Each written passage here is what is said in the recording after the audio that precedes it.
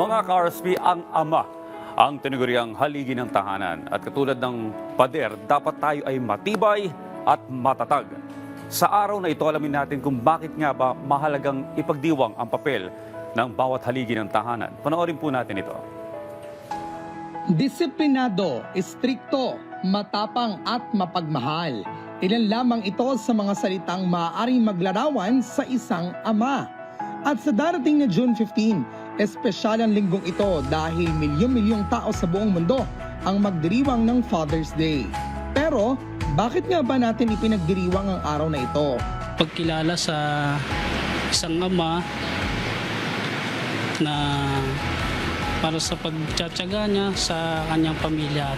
Siyempre, once a year. Tapos, ay nagtataguyod sa atin, hindi naman tatay. Maging masaya kahit isang beses lang sa isang taon. Importante ang pagiging tatay sa pamilya. Ang unang Father's Day ay pinagdiwang noong 1910 sa Spokane, Washington, USA sa pangunguna ng isang babae na si Sonora Smart Dodd. Inspirasyon niya ang kanyang ama na mag-isang nagtaguyod sa kanilang pamilya matapos pumanaw ang kanyang ina. Sa tulong ng mga local leader, naisulong niya ang ideya ng isang araw na nagbibigay pugay sa mga sakripisyo ng mga ama. Noong 1972, ginawang opisyal na holiday sa Amerika ang Father's Day sa bisa ng isang batas na nilagdaan ni Pangulong Richard Nixon.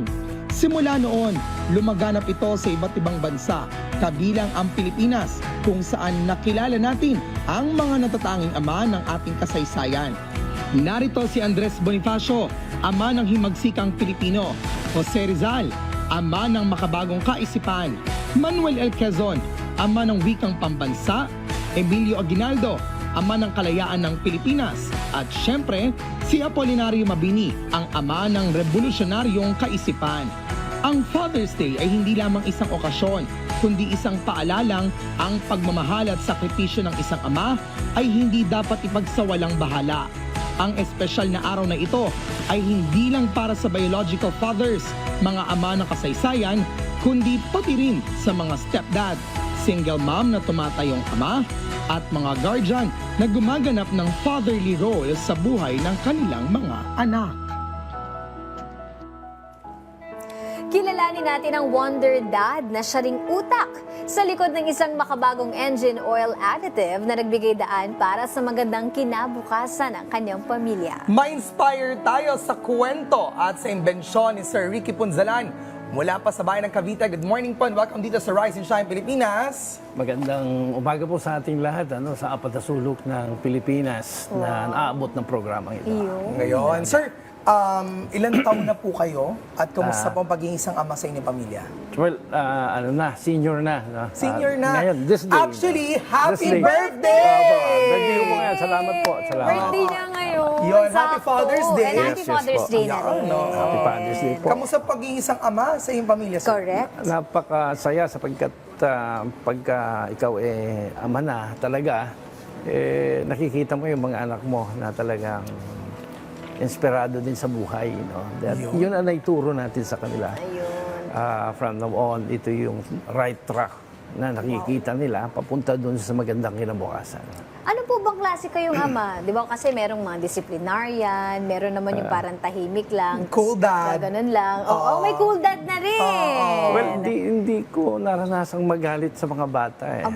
Actually, pagka ako'y nagagalit, tumatalikod ako. And then tinitignan ko lang sila. Ibang pasensya ni yun Sir. merong tama sa kanilang puso kung bakit gano'n ang tingin ko sa kanila. Ay, maganda yun kasi isang titig lang.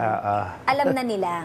Ayun. Nabanggit nga Tama natin, na. Leslie, kanina. Kaya Yes. siguro naging inspired ang mga anak na magpatuloy sa buhay at maging successful Correct. din dahil sa sipag din ng kanilang ama. So bukod syempre sa pagiging isang ama, isa ka ring inventor. Yes, yes. So kwentuhan niyo po kami sa tungkol dito. I think you have that engine additive word. Apo, ang nilikap ko po since 1998, ito po yung starting na prototype ko. But napakahirap sapagkat pagkaproduktong Pilipino talaga ay talagang hirap na hirap ka para sa i-market yung teknolohiyang ito. But then, ini-emphasize po nito ay napakaganda sapagkat yung value ng teknolohiyang ito, hindi lang sa protection ng makina. Pag naririnig nyo siguro kung nung araw, during that early 2000s, no?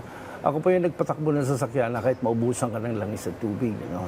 And we presented that. Kaya dito, nung araw, nandito na ako eh. Ay, Oo, nakabalik lang ako. wow. Welcome back pala. Opo. At ang teknolohiya, ang value nito talaga is yung yung pag-reduce ng toxic emissions, no? Yung pagtanggal ng mga usok ng mga sasakyan. Ito po yung naging value ng teknolohiya natin sapagkat pag na-reduce mo ito, ay ang laking tulong sa environment.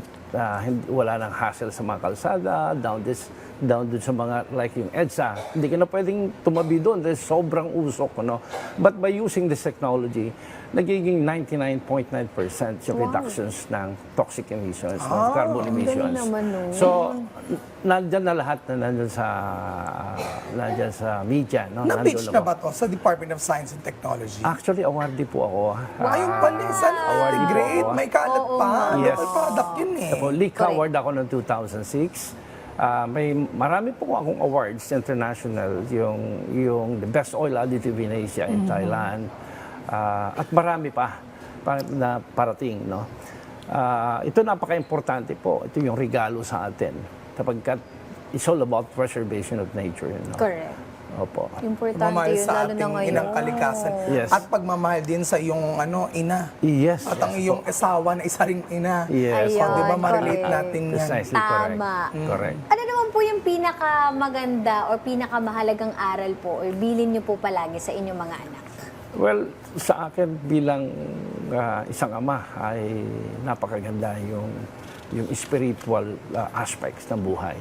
Kasi ito yung tuturo na maganda sa mga bata. Sapagkat ang pagka-spiritual talaga, talagang para sa mabuti talaga. No? Yun yung dapat ituro natin sa kanila at saka hindi mawala yung paggalang sa mga magulang. Alright, sir, ngayong Father's Day, paano niyo i-celebrate ang Father's Day and birthday ninyo? Oo, syempre, sakto dalawa. Oo, message na rin sa kapatatan. Correct. Opo. Lalabas lang kami ito, kakain lang. Simple lang, no? Hindi naman magarbo ako. Di yayain namin yung buong pamilya, kakain, mamamasyal. Pupunta kami ni Leslie. Opo, invited ko kayo. Kwento yun.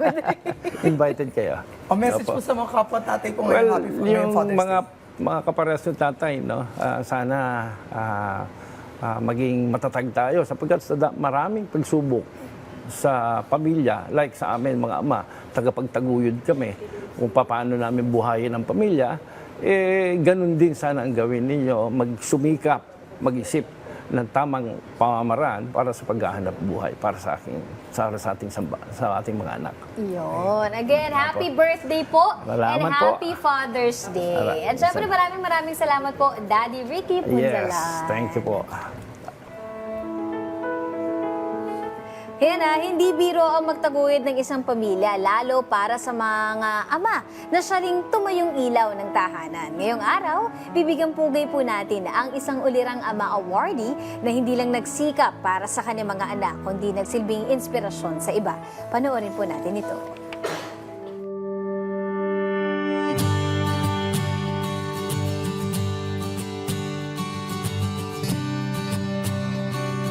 Mahirap ang maging isang ama o ina, ngunit mas mahirap ang magtaguyod ng pamilya ng mag-isa lamang.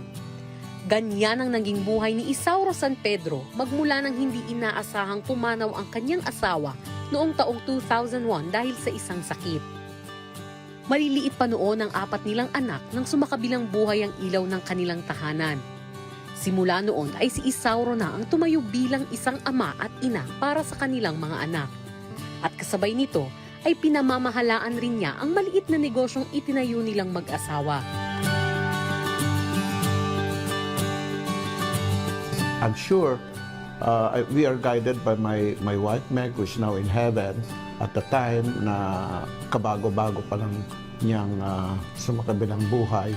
As a family, kaming lahat, lagi namin inaalala siya.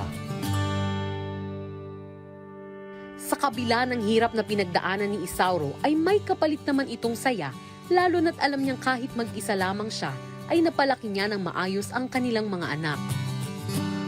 Napalago rin niya ang kanilang negosyo na ngayon ay isa na sa leading service provider dito sa Pilipinas. At kasama na rin niya ang kanyang mga anak na nagtatrabaho para sa kanilang negosyo. Palaki ko sila ng maayos. Nagkaroon ako ng magagandang apo. Alam mo, hindi ko ipagyayabang pero ang lahat sila, yung mga apo ko, they're very intelligent. Mga honor students na ngayon. Kahit gaano pa man sila kaabala sa kani-kanilang buhay, ay lagi pa rin nilang sinisigurado na naglalaan sila ng oras para makapag-bonding, lalong-lalo na sa mga espesyal na okasyon kabilang na ang Father's Day. 1 week before Father's Day, meron na kaming reservation to a restaurant. We always remember my wife. I'll always make sure to them na they should always remember the mother in their memory. Pagiging ama at ina, doble ang papel na ginagampanan ni Isauro para sa kanyang mga anak. Doble ang kayod, doble ang pagod, pero dahil dito ay doble rin ang saya at pagmamahal na natatanggap niya. Dahil dyan ay may mensahe siya para sa kanyang mga anak at sa namayapa niyang asawa. Alam nila na mahal ko sila. Alam nila na I took care of them all their life as a parent when my wife passed away. And nasuklian naman nila ng napakaganda lahat ng mga pagmamahal, pag-aaruga, guidance na ibinigay ko sa kanila, sa inyong mga anak ko. Mami Meg, I love you very much. You took care of me when we were together. I'm the weak one. You are the strong one. I know that. We know that together. We could have been much, much better if you are here, but I know you are now in heaven. I always pray.